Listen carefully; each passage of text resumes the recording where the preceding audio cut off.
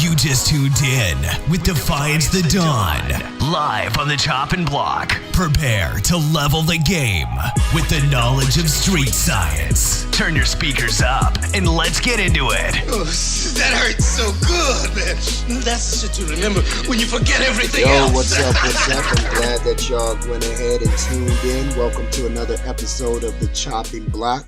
I am Defiance the Dawn, aka Corey Austin, however you know me as, and I am over here bringing it to you once again, getting ready to hit some hot topics, man.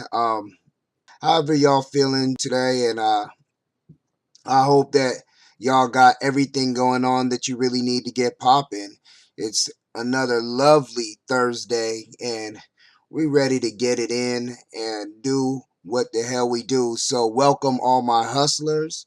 I'm glad that y'all doing it in. What's everybody got popping? You know, if you ain't got something popping on the side right now, then you wasting your damn time. And that's what it's about. Getting something that you're always grinding on so you could move ahead. Ain't no time for slow poking. Ain't no time waiting for somebody else to make a move for you. You got to make a move your damn self, because that's the only way anything is going to get accomplished. Waiting on the next man or waiting on this to happen or that to happen, it ain't going to happen. It's up to you to make something happen in order for things to come to light. You have to go ahead and manifest the things that you want, and that's about it. So if you want to go ahead and see something happen in your life, you got to change it. You got to make that happen. You can't blame or point the finger at anybody else for what you don't got. But yeah, a lot of things as always going on, and I wanted to take some time to take a look at what we have just in the media right now, or what's going on that affects us on a daily. And I tried to keep this show covering those things of what affects us and what affects us on a global scale, national scale, and on a personal scale, because sometimes we don't end up taking a look at the things that affect us, because when it's out of sight, it's out of mind, it's far away. And so we don't always perceive those things as a problem, a threat, or even an area of concern. And we really should. It's up to us to stay informed, and as well as get your grind on, get everything together to take care of you and yours.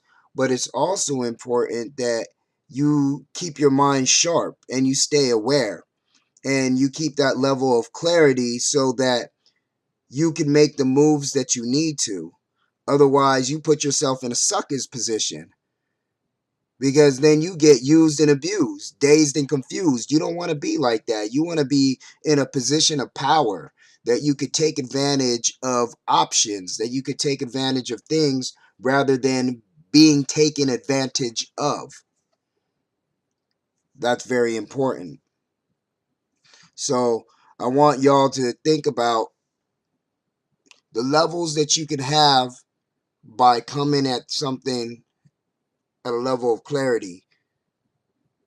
What you notice and what surrounds you that you could actually pick apart with your own story, with your own common sense, where you hear something and you don't have to digest it for the way that it's presented.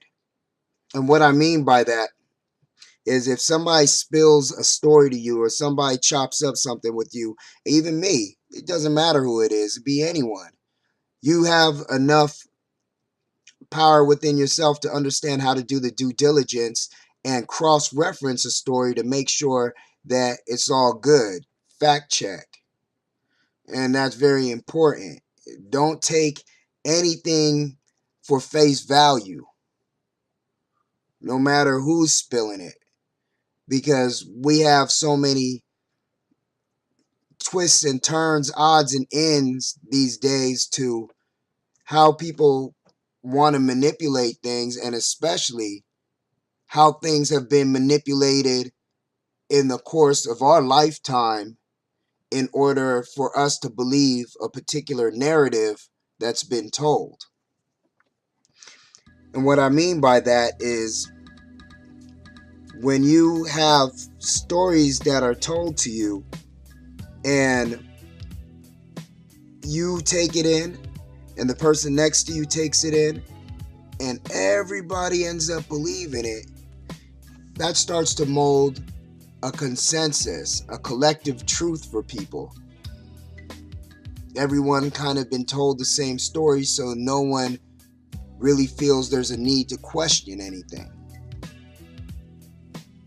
That becomes dangerous in some ways because people are more complacent to be instructed to comply blindly. And you never want to do that. Somebody can be serving you up into the oven and you wouldn't know because everybody's walking that direction. I don't care if 1,000 motherfuckers go ahead and believe it. I don't care if 1,000,000 people think that it's right. If it don't feel right for me and it don't resonate with me, I can't fuck with it. I can't just go ahead and blindly walk that path. That's not me. And so you have to find your truth in the same. And I find some of the stuff that comes out so interesting because now with the power of technology, no one has the excuse, like I said before, to be a fool. No one has the excuse to be ignorant. There's so much being presented, and like the story that's now unfolding, this being Black History Month and now coming into just passing over MLK Day, even though they didn't do it on his official day, but the whole story that's just now appearing, and I heard about it years ago, and now we're learning new things. Where I'm like, damn, y'all just gonna go ahead and get to that this man has now not been assassinated by the way that we've all been told for so many years. How many people does it take to botch that type of thing up? Where a bunch of people just can't tell a story right. Or a bunch of people maliciously told a story wrong. So now they're talking about that Dr. King, he wasn't assassinated on the balcony. He was never even killed by James Earl Ray. He was killed in a hospital. And it's something that the major media has failed to even cover or speak about. There's a man named Dr. William Pepper that has done over 3 decades of research on the subject alone. And what Dr. Pepper has found is disturbing but very insightful at the same time. He's found that he was actually in his hospital bed, smothered by a pillow. See, Dr. King had survived being shot. He didn't die. It was a fatal wound. He was close to death, but he was rushed to the hospital. Yes, it was St. Joseph's Hospital that he was rushed to. And they said that he was killed by the operating doctor. The chief of neurosurgery, Dr. Greenblatt. And this was confirmed by the surgical nurse, Lula Mae Shelby. She had seen it. She saw Dr. Greenblatt remove the catheters out of Dr. King's body, take a pillow from under his head, and smother him. He was also in the same room of being not assisted, but being, I guess, 2 FBI agents. Dr. Pepper actually interviewed, accompanied the son of Lula May who said this. And his son, under oath, disclosed to Dr. William Pepper that his mother had said this before she died. So that's very interesting. This is almost 50 years after this man has passed. And we're just now getting this information. I was actually discussing this with one of my homeboys, and it was just interesting how they just pull back these layers as they choose to, but you don't know what to end up believing because the narrative gets told by the winner of wars. So I look at this and I'm like, wow, this can't be. How do y'all go ahead and tell something that so many people end up agreeing on? And Dr. William Pepper, to also add credibility to him, yeah, he did the research also for 3 decades, but he was one of the only people that had confided with the family and represented the family openly in court.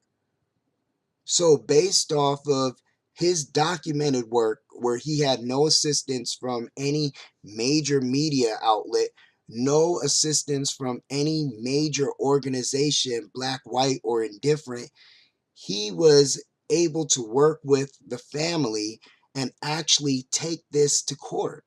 He was able to take this to a Memphis court.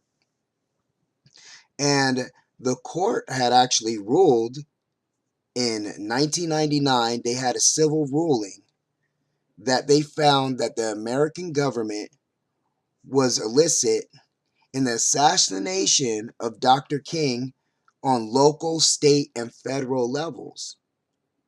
And this involved the U.S. military, the Memphis Police Department, the Dixie Mafia. It was a whole entire conspiracy plot to assassinate this man.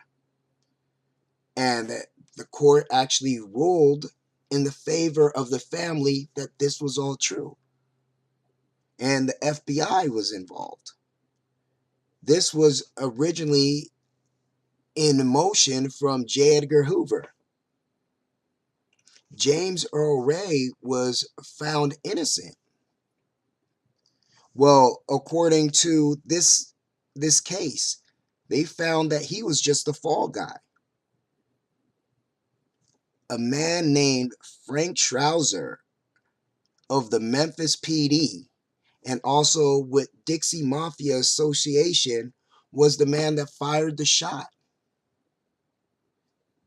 That's crazy.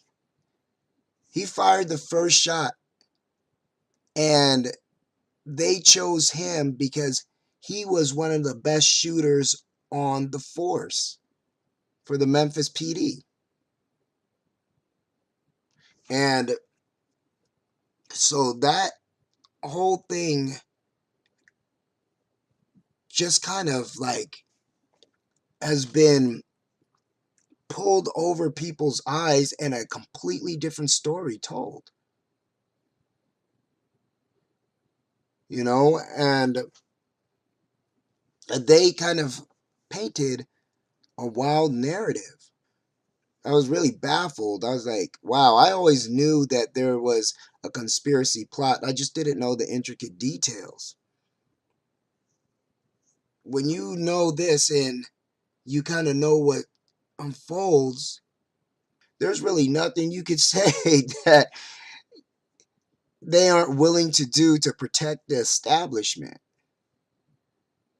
And you all might not know or might know, but this goes actually really in leagues with the whole Cointeleprro operation that they had to assassinate all the black leaders. That's what they had back in the late 60s and the 70s. They, at J. Edgar Hoover, actually formulated an operation called Cointeleprro counterintelligence for him to take out all the black leaders, the civil leaders, anybody that was a threat to the establishment, he said that he was going to go ahead and make sure that they were going to take him out. This is all well documented. And they found that with MLK now, that local, state, and federal government, you guys were behind a conspiracy plot with the PD, with the military, with the mafia. These things get deep and very interesting because, this level of covert operation is nothing new. It's not just only history, but it ends up having like almost a trickling effect in many ways, because it didn't stop there. It didn't just, okay, let's take out those that are leaders that oppose the establishment, but now let's go ahead and even introduce ourselves into the community with these tactics. When we look at the counterintelligence operation and we see how the black leaders and a lot of the civil rights leaders, we see how a lot of that stuff came to all of a sudden a halting screech and an end. But what was the theme that kind of followed after that? Well, we see slowly what seeps in. The war on drugs, Reaganomics. That's what kind of ends up following, which was another covert operation, which is very interesting. When I started looking at these things, I'm like, wow, this was an elaborate level of sophistication. Because the war on drugs, instead of attacking leaders, let's attack communities. And I remember being a kid and the famous, what was it, the egg, and he did, this is your brain, cracks the egg and it starts sizzling. This is your brain on drugs. Any questions? And then the Dare shirts and Nancy Reagan and all that stuff, them promoting it. You going to school, you wearing your Dare shirt, they're saying, say no to drugs. It was all bullshit. It was all bullshit. Because only thing that happened was a larger level of promotion was going on, putting that on the screen every night to every American, advertising it all the time. That was also a strong propaganda that was pushed among the American people about the black community. So you have the war on drugs, which ends up what? Breaking out the crack epidemic. So you get the crack epidemic out of it. And that's going to predominantly poor, predominantly black communities that they're seeing all of a sudden a rise in this. And the interesting part is it ends up working two ways. Because now you have people that are obviously getting addicted, getting hooked, and then also people that are filling the school to prison pipeline. So private prisons are profiting by a phenomenal number of people getting locked up. Now, there was no one in the area that was really a manufacturer or a scientist to really discover how to create this new crack from regular cocaine. And this is how crazy it was then. They had from 1980 to about 97, I think it was like 50,000 incarcerated felons for non-violent drug-related crimes, like in the beginning of 1980. By the time like 97, 98 hit, they had about 400,000 people. Look at that increase. You know, and the problem with it was that during the Reagan era, they had this new way of really handling this drug epidemic with these mandatory minimums, and they came out with this very slighted, biased way of being able to take care of the problem, and it was the 100-to-1 rule. And so say if you had 50 grams of crack, that would be equivalent to someone carrying 5,000 grams of cocaine. So 1 gram of crack was equivalent to 100 grams of cocaine. More people in the black communities were getting caught with crack on them than they were cocaine.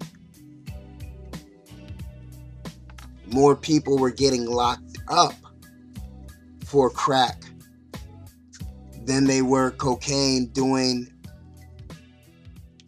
infinity life sentences. Like, just crazy.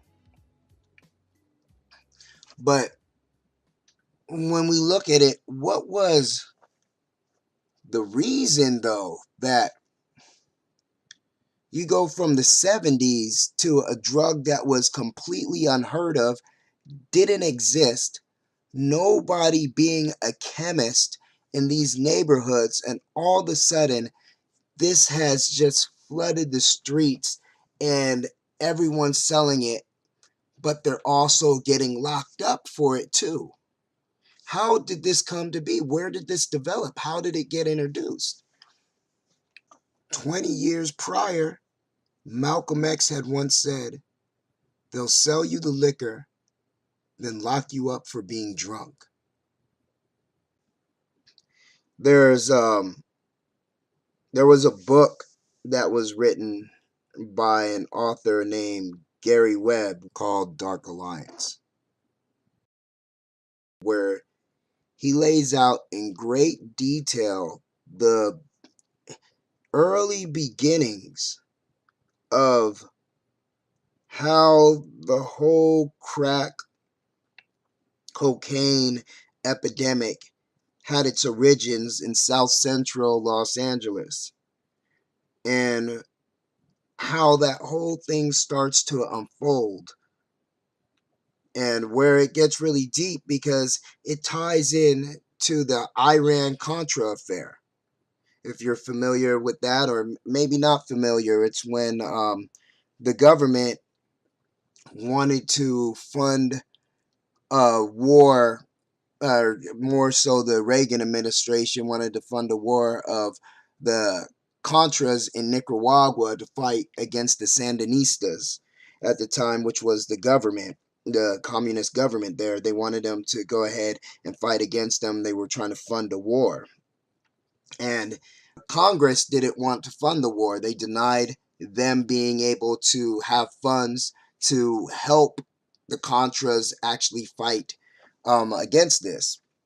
So what was going on, actually, they partnered with Israel, the CIA, they partnered with Israel, and Israel started selling weapons to Iran.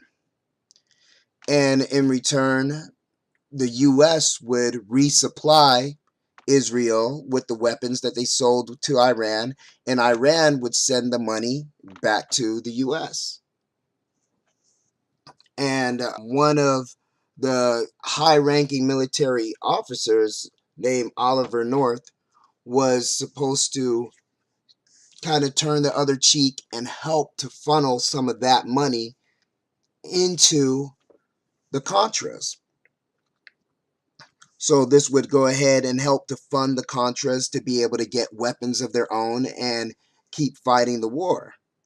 To get the other half of the funds, the Contras would work with some of their top drug lords that were coming into America, and they would funnel in cocaine for them to distribute to top buyers within South Central.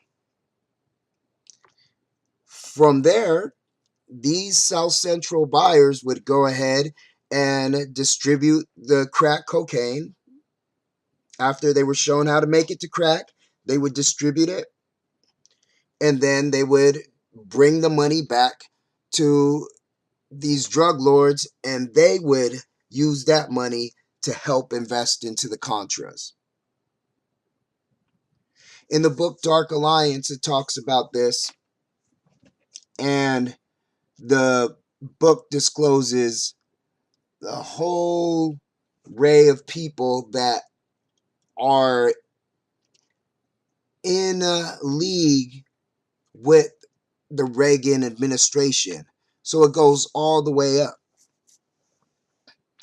And I actually spoke with Freeway Rick Ross, who was one of the famous dealers who were caught up in this entire conspiracy, doing over $1 million a day in sales, naming guys that were illicit in being able to help funnel cocaine into South Central for him to be able to buy and him to be able to sell. But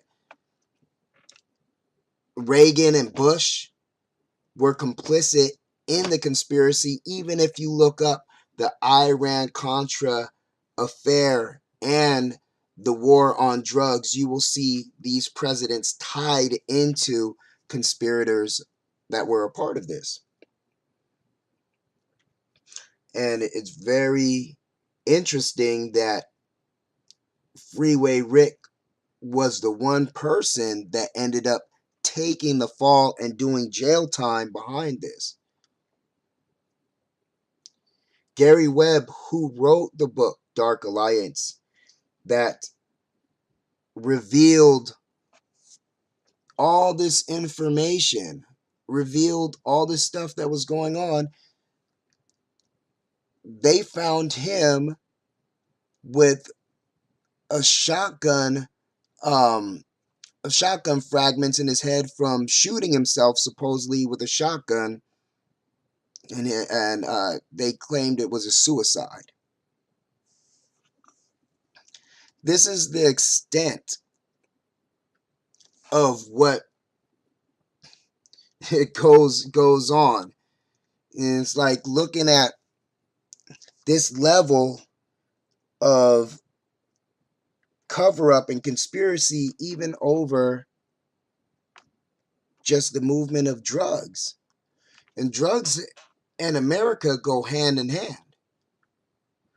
Drugs have been in America since the early turn of last century.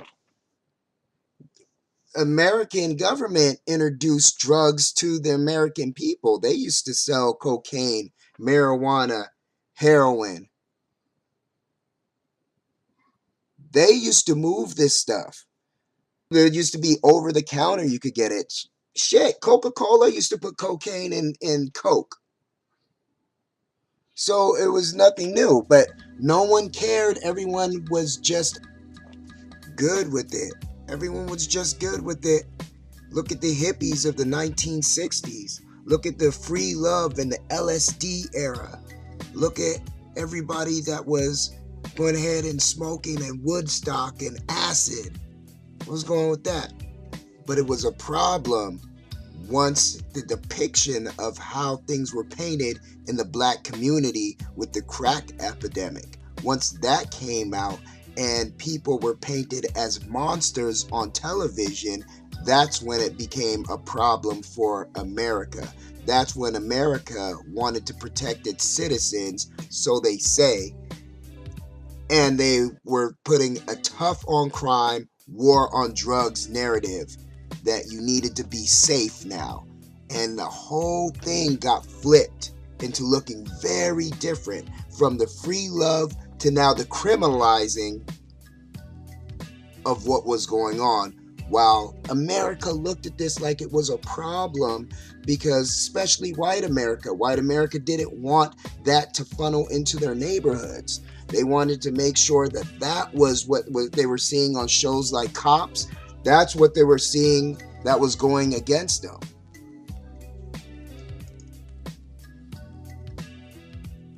They didn't want any part of it. And when they were seeing all this stuff going on,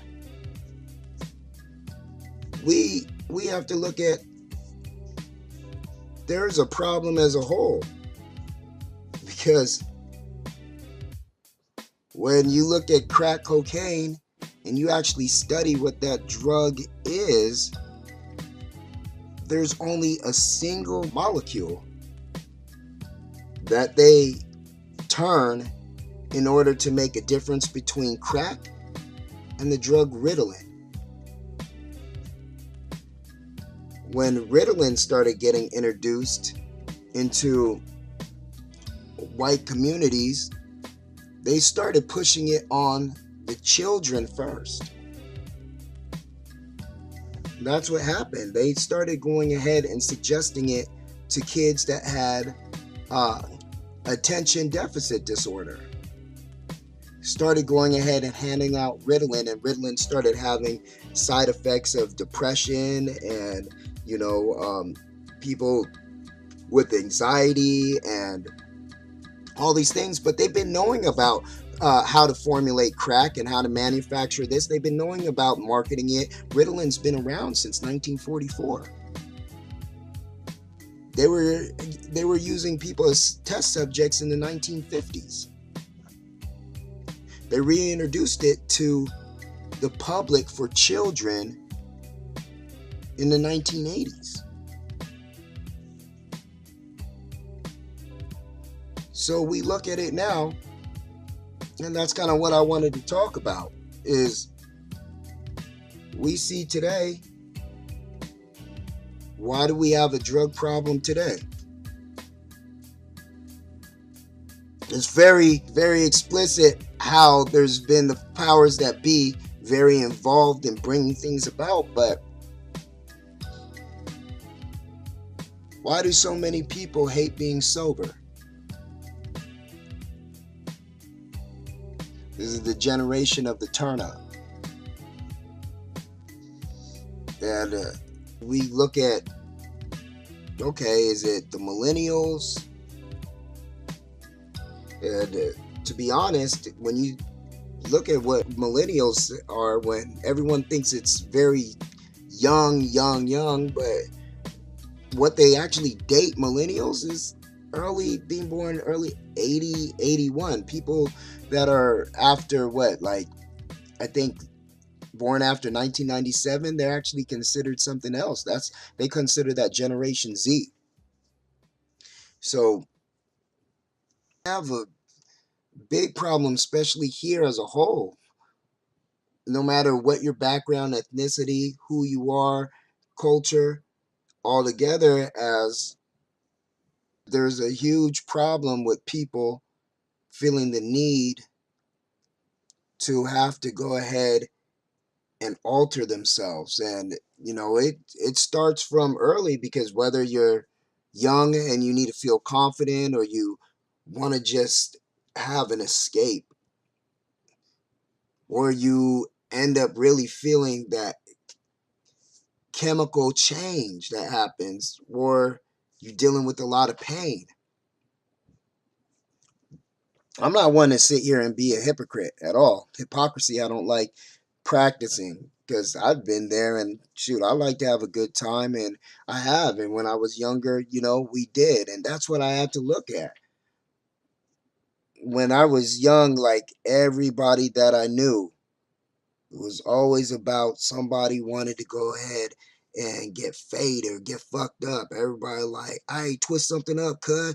Hey, what you got? Roll something up. You got a bleether? Hey, yeah, let's go ahead and smoke something. Put something in the air. That was the culture. Everybody wanted to go ahead and smoke, man. Everybody wanted to drink. Everybody wanted to crossfade all the time, anytime.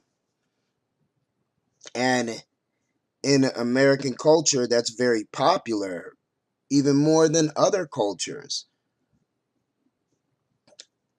And what we don't realize is the level that we are highly marketed to on all areas and aspects. We are very highly marketed to, because if it's legal drug, a pharmaceutical, they can just make advertisements and put it out there and solicit those drugs straight to us. If it's illegal, they can't solicit those drugs. So you think. But that culture, that lifestyle gets very integrated into pop culture, music, entertainment. That's how they advertise it.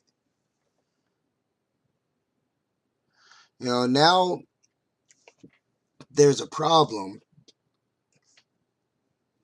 to people. When the drugs were the older drugs, the crack and the heroin, and when it was painted on television, it was a solution of hard or being tough on crime, incarcerating a lot of brothers, locking them up and throwing them away, putting harsh sentences on them, mandatory minimums. You get caught with X amount of crack, you doing 10 years, which you would need 100 times cocaine to be able to do that same amount of time. That used to be the thing. And now we look at it as, what are they talking about that's popular now? It's an opioid epidemic. But the opioid epidemic gets treated as if it needs rehabilitation. And we have to look at the problem and suicide awareness and these people in broken homes, and we have to really take care of this. And it's treated with kitten gloves compared to before, when we're dealing with people that are being exploited on all levels, on both sides or any side. This is what has been the evolution of American drug culture, period. We have become a society of consumers rather than producers. We produce very little, but we are the leaders of consumption.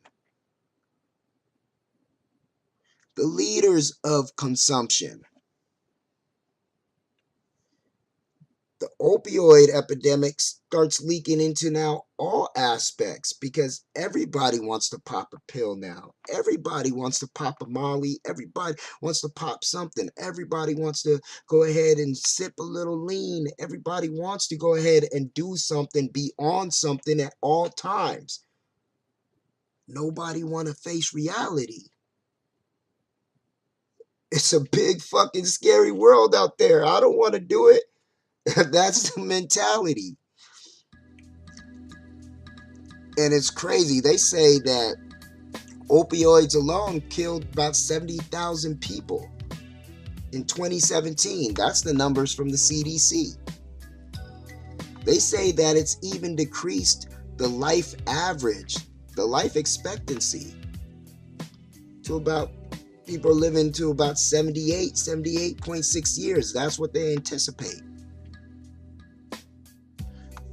This is how I prove that we are leaders in consumption, because we only make up 5% of the global population.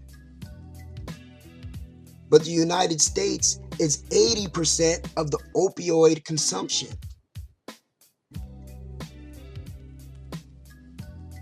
That's what's crazy. And we are the number one marketed to, because United States is one of the few countries that's even allowed to market and advertise drug or pharmaceutical drugs to their population. Other countries, you're not allowed to do that. You can't do that in any of the African countries. You can't do that in European countries. United States, I think there's only two, but United States is one of them that you can go ahead and market pharmaceutical drugs. And Big Pharma, they spend billions in marketing.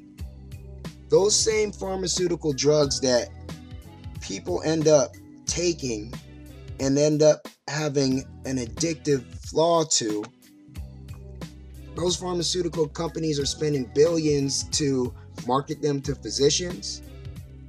They do stuff. They offer them vacations. They offer them paid dinners. They offer them paid speaking engagements. Your physicians, your doctors, the people that go up and speak on behalf of these companies are getting paid big dollars in order to push this product. What makes that different than the street hustler? You telling me 70,000 people died off this in 2017, and then they can legally go ahead and still pitch it, still push it? And then see, you go ahead, you take the flip side. The drug dealer goes ahead and he's selling the drugs in the black community. He's going ahead and watching people suffer off of it. At the end, he's getting hit with a sentence, and then people are getting money off of him because he's in a private prison. And then he's also funding other people that got illicit means, like a war going on. But then you going ahead and have a doctor that's getting funded to pitch a pharmaceutical, and then people are dying off this pharmaceutical. But then the pharmaceutical industry is also getting paid. The hospital is getting paid. The insurance companies are getting paid, because there's no money in a cure. You can't make money if people don't need you. It's supply and demand. It's a business. People that need the pills, they're customers. The same way like a street pharmaceutical is. Anybody that goes ahead and has to buy, they need to make sure that they have to re-up. They need to come back. They need more. And that's what we end up seeing, because we have to look at what's the real issue with us. And because now we're turning out massive heroin addicts. Doesn't matter, Mexican kids, white kids, black kids, everybody, kids, they're all going ahead and getting converted to this, from starting out by wanting to do it as recreational use. Now it's replacing the old drugs.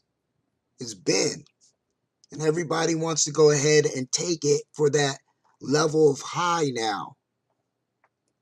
That level of being able to get turned up, being able to get lit, and not knowing how damaging these synthetic drugs might be, even compared to things that came from a plant. These synthetic drugs that have been made in a laboratory, they're mixing them and taking them with alcohol and liquor and other things and putting it all together, and not even knowing the adverse effects that these can have as far as a chemical reaction within their own body. Nobody's schooling these youngsters to any of that. But everybody's just popping something, taking something, and just calling it lit. Not everybody's body's the same. Not everybody's wired the same. We're all wired different. What somebody else can take, someone else might have an adverse reaction because their body can't handle the same level. They might have a different tolerance. Their body can't go ahead and have the same intake, and then that can lead for a very bad outcome. We don't end up thinking about that. It's everybody across the board, because we are all slaves to an establishment that has been built, but we are also more of slaves to ourselves, because there ain't no big boogeyman putting a gun to your head telling you the choice you need to make. It's more the choice you make on your own, and what you are influenced by and what you choose to do. That can shape the path for the rest of your life. Americans, our problem is we are in an era of the quick fix. We want a pill. We want something that's going to solve our problems. We have a very low tolerance for dealing with pain and discomfort, and that's physical and mental. We want things convenient and we want things fast.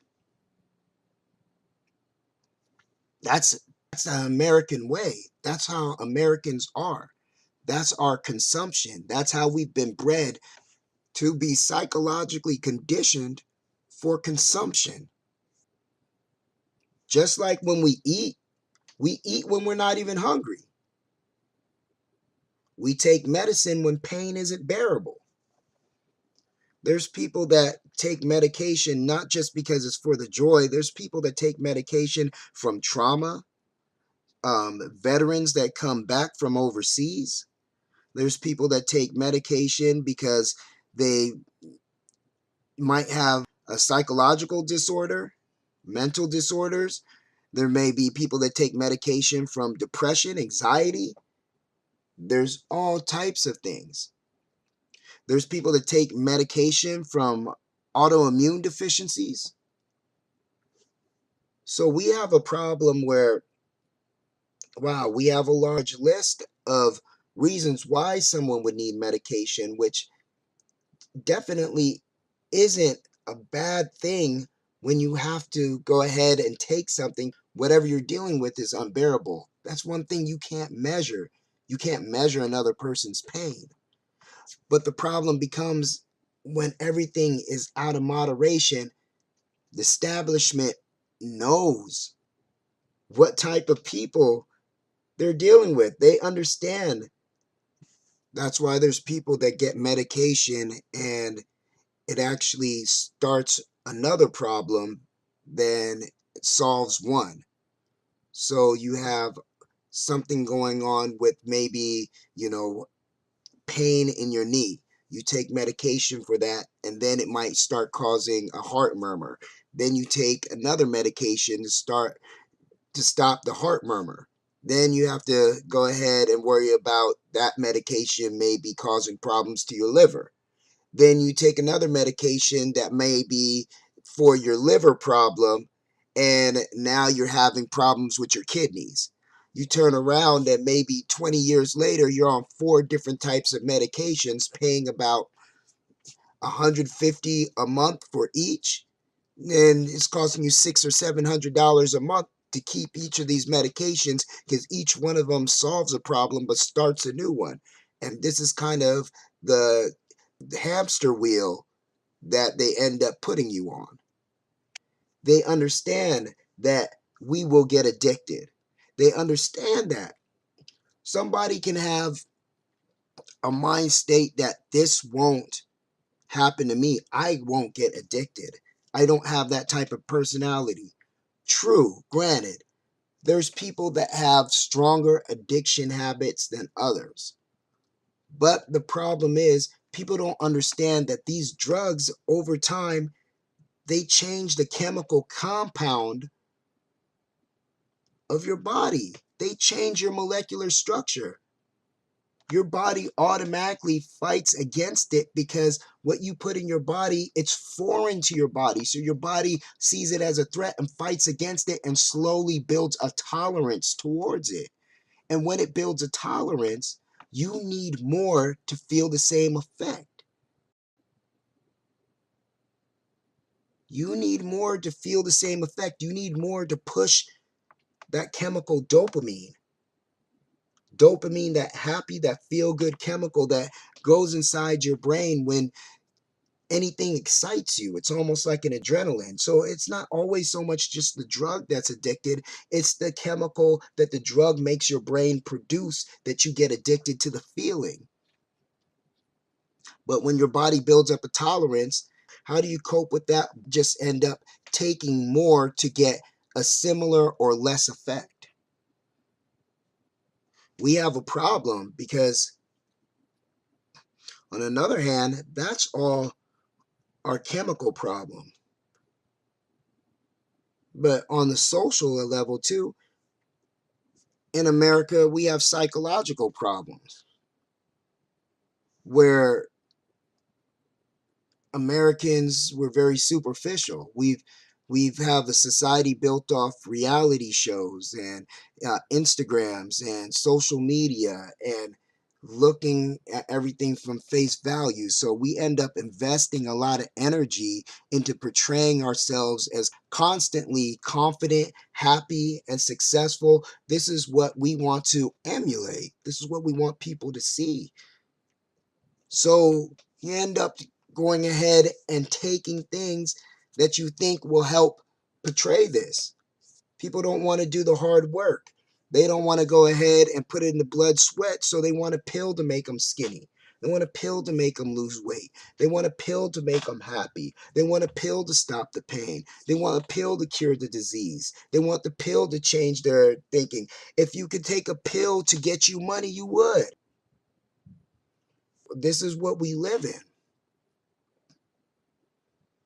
This is what we live in.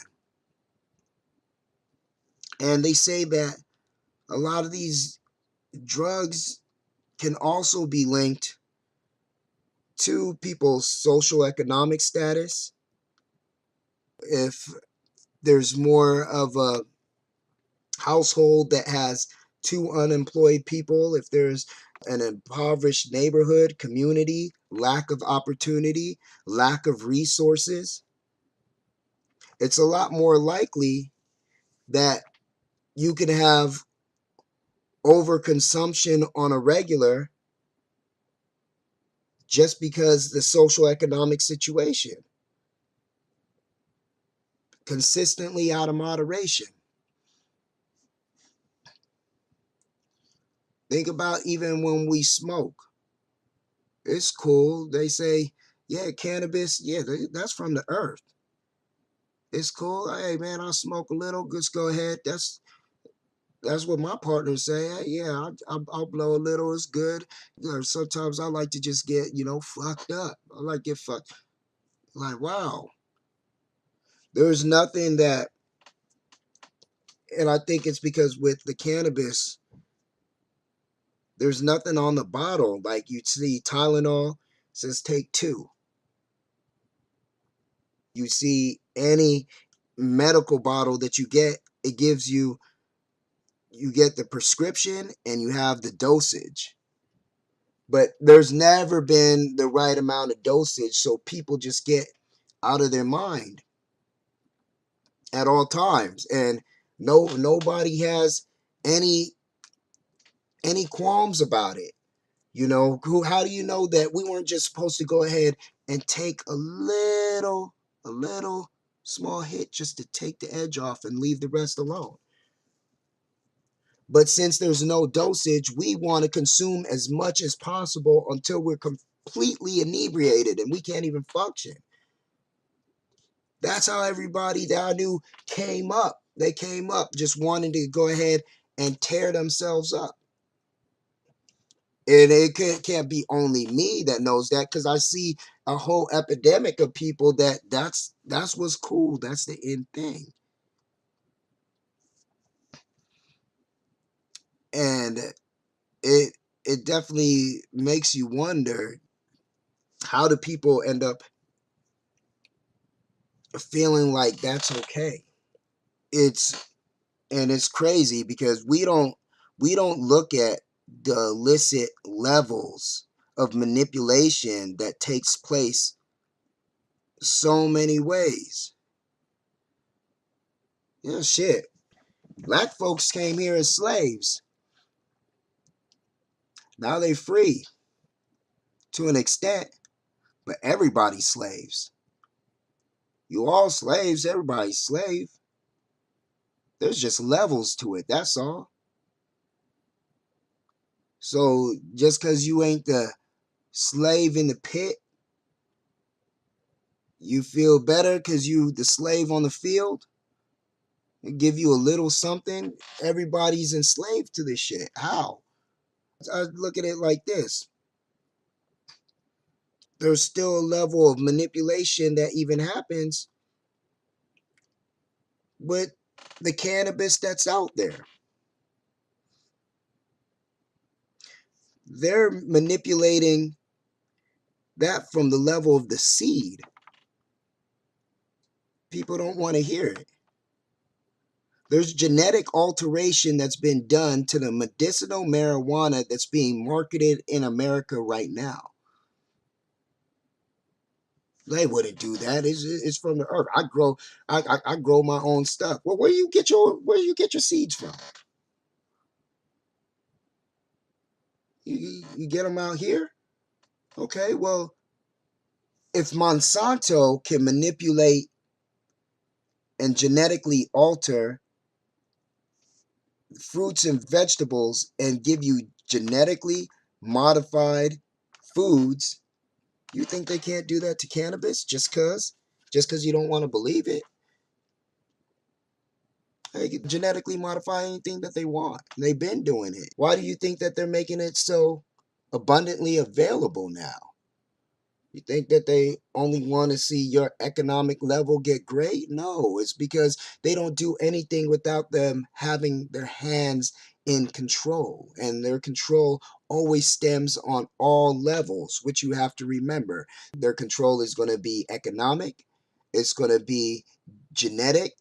It's going to be from the biological standpoint.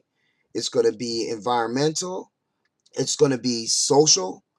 The engineering goes deep, and it's never a single facet way of them being able to apply things. It's always going to be multifaceted. They're always going to look at several levels of doing this, and that's what we really have to think about.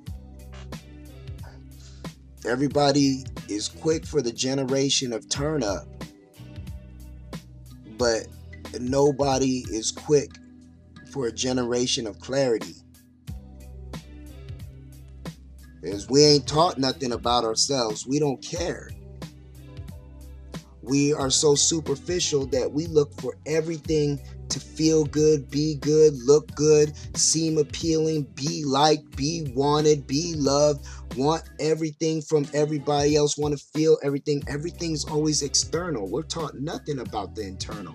We know nothing. That's why everything that we reach for, we're so empty. Empty on the inside, empty. And this ain't no coaching or counseling session. This is true. Empty. And you trying to fulfill yourself with all these things outside yourself, looking for everything that you ever wanted to be and all the things that would make you important, when the whole time the most important thing that you should ever have been searching for was inside you all along.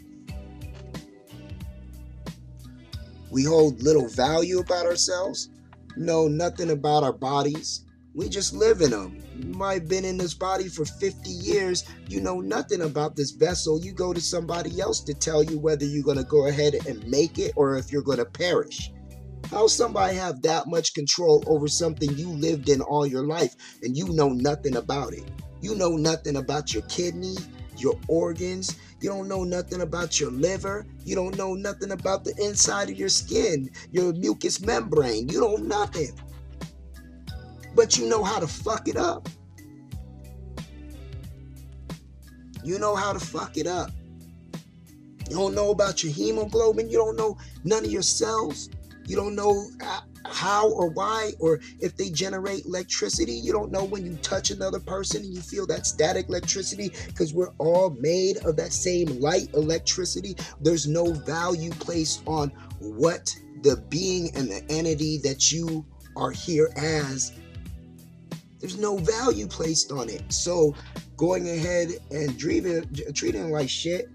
You know what I mean? You know, that's like, even my car, I put the best gasoline in. That's like me just dumping whatever, like ethanol in my car every day and just like whatever, you know? No. You know, you do things, if you take care of it like it ain't shit, by the time it comes to its end of days, it's going to run like shit. You know, people got to have something more that they desire out of themselves. And what that comes down to is 3 simple words: quality of life. What is your quality of life? You want to be, 58 years old, hooked up to every machine, and still say you living, need something to help you breathe, need something to help you piss, need someone to help you shit, need someone to wipe your ass, need something, somebody brings your grandkids to you, you don't even know their fucking names. I'm not saying that just can't happen. The way that life plays out, some people just get sick, but you don't need to help it along.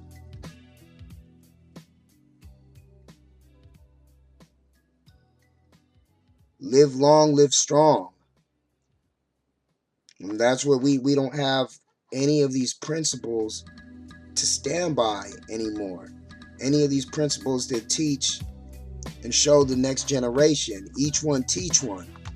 That's what we're supposed to be doing. That's what some of these OGs out here, these so-called OGs, niggas just want to go ahead and have the title, oh, I'm OG, just because they getting older. The earth's going around the sun. They're just like, oh, I got older, so I'm an OG. But what you really doing? What kind of work are you putting in? You ain't got to be doing something illicit in the street, but what you doing for the youth? You just want to be having titles, but you ain't out here doing nothing, man.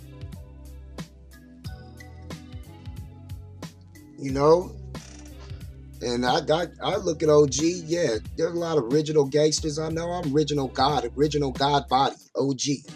That's how I feel. Take it or leave it, fuck it. That's how everybody should feel that important.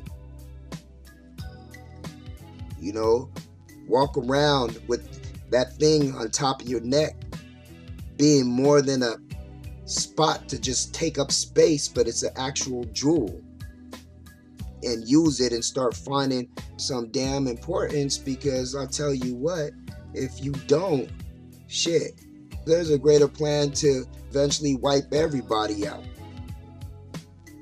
They gonna annihilate and trust.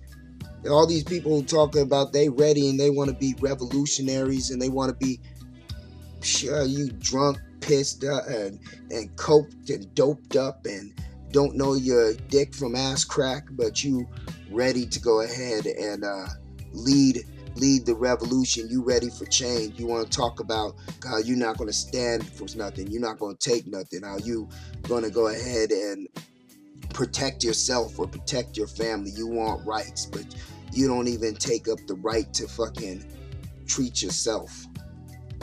That's just kind of what I wanted to cover, man. We really got to go ahead and look at the value and the emphasis that we place on ourselves in this age of corruption, in this age of manipulation, in this age where the wool could be pulled over your eyes so easy. Why would you make it any easier? Fuck everybody else. Shit, you owe it to yourself.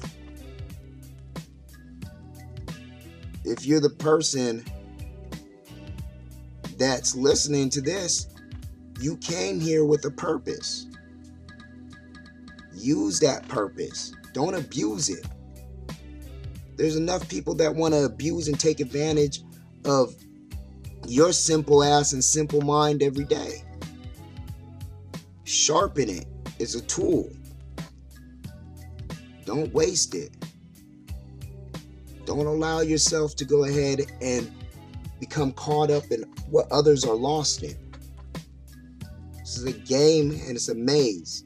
You ain't got to be over here on a stoop pitching to be in the trap. Because the trap is laid out all across this fucking land.